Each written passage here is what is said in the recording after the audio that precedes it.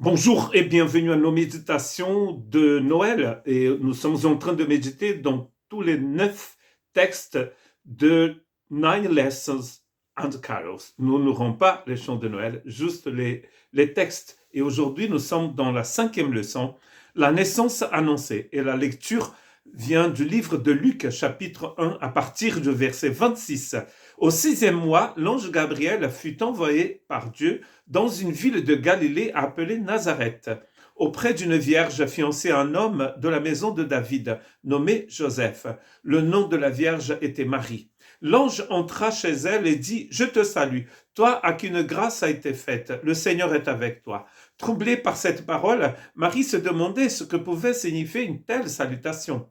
L'ange lui dit « Ne crains point, Marie, car tu as trouvé grâce devant Dieu.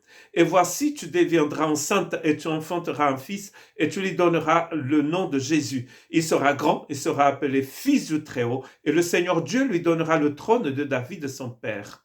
Il régnera sur la maison de Jacob éternellement et son règne n'aura point de fin. » Marie dit à l'ange « Comment cela se fera-t-il puisque je ne connais point d'homme ?» L'ange lui répondit « Le Saint-Esprit viendra sur toi et la puissance du Très-Haut te couvrira de son ombre. C'est pourquoi le Saint-Enfant qui naîtra de toi sera appelé Fils de Dieu. » Marie dit « Je suis la servante du Seigneur, qu'il me soit fait selon ta parole. » Et l'ange la quitta. Nous avons vu que le Messie, le Fils de Dieu, celui qui devrait venir sur terre, était de la semence de la femme, était de la semence d'Abraham et était de la semence de David, descendant d'Abraham. Et l'ange va dire cela à Marie en disant que, le texte de Luc d'ailleurs nous dit que, en fait, ces personnes-là sont en fait de la famille de David. Et l'ange Gabriel est envoyé dans ce petit village de Nazareth, au fin fond, en fait, on pourrait dire, pour annoncer cette bonne nouvelle. Depuis des siècles, on attend l'arrivée de cet enfant. On sait qu'il va venir de la famille d'Abraham et on sait aussi qu'il devrait venir de la famille de David. Et voilà la confirmation parce que Joseph est descendant de David. Joseph, le père adoptif de Jésus. Une chose très intéressante dans cette histoire, c'est que l'ange dit à Marie, tu as trouvé grâce aux yeux de Dieu.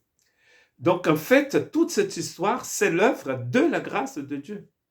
C'est-à-dire qu'il n'y a personne qui mérite, même pas Joseph ni Marie ne méritent cela. D'ailleurs, Marie dit, je suis la servante du Seigneur, mais c'est une œuvre de la grâce de Dieu, du début à la fin. Le salut est une œuvre de la grâce de Dieu. C'est ce que Paul nous dit dans Éphésiens chapitre 2. Vous êtes sauvés par grâce. C'est-à-dire que c'est une faveur du Seigneur. La grâce, c'est quand Dieu se descend vers nous, n'est-ce pas? C'est quand le plus grand vient vers le plus petit. Et là, c'est clair. Cette histoire, c'est une histoire de grâce entièrement. Ni Marie, ni Joseph, ni personne ne mérite de faire partie de cette histoire. Et d'ailleurs, ça a commencé il y a très longtemps, comme nous avons vu dans les autres leçons. Quand Dieu va appeler Abraham, Abraham peut dire non. Ah, mais heureusement, il n'a pas dit non, il a dit oui. Mais en fait, c'est l'œuvre de la grâce de Dieu. Ces personnes ne le méritent pas. Ils ne pourraient pas inventer cela et ne pourraient pas faire en sorte que la chose fonctionne. C'est complètement l'œuvre de la grâce de Dieu. Et ce qui est très intéressant, c'est que c'est l'Esprit Saint qui va en fait faire en sorte que Marie devienne enceinte. Parce qu'il ne faut pas que Jésus soit le fils d'un homme, parce qu'il est la semence de la femme. Or, la femme n'a pas de semence. Mais la postérité de la femme, elle est engendrée dans le ventre de Marie par le Saint-Esprit. Et après, on va dire, oh là là, c'est une histoire à dormir debout.